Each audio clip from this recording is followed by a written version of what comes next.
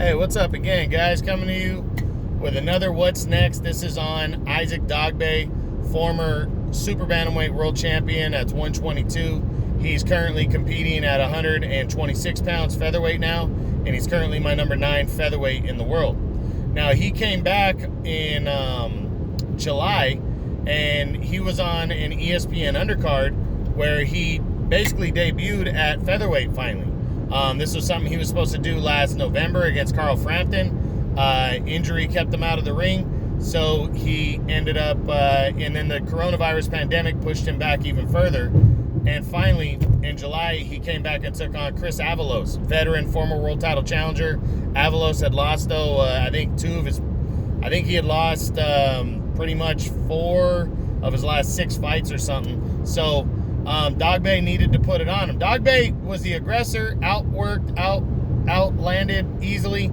He got hit with some good shots, but he shook him off, and he kept grinding, and he ended up, it was an 8-round fight. He ended up stopping Avalos in the 8th round after knocking him down a couple times earlier also. So, you know, going forward, that was a nice win for Dogboe. He said he's going to be back in the fall, definitely before the end of the year. So the big question is, what's next for him?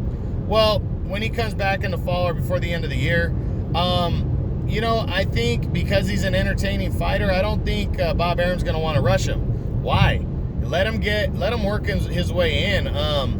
You know, maybe some kind of a lower level eliminator to move up the WBO rankings, because Bob Arum's going to have the next WBO champion in hand between Navarrete or Jesse Magdaleno, and those would be rematches for Dogboe. And I don't think Navarrete or Magdaleno would mind it. I think Navarrete, even though he beat Dogboe the first 2 times, you know, Dogboe has said it was because of the weight issues. So that's why he had trouble making 122. That's why he lost both times.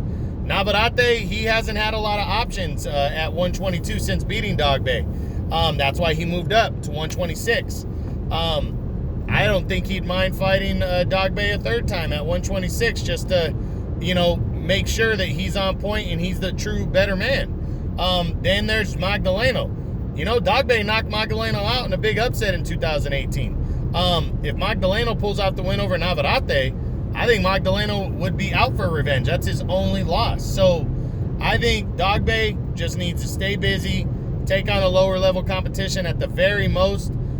Because he was out of the ring so long, he was coming off back-to-back losses in 2018 and 19, and then he was out of the ring for 14 months.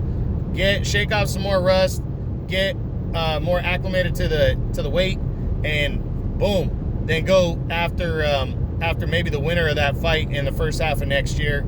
Again, I would just try to move up WBO rankings with another win, low-level fighter there, or just a stay-busy opponent.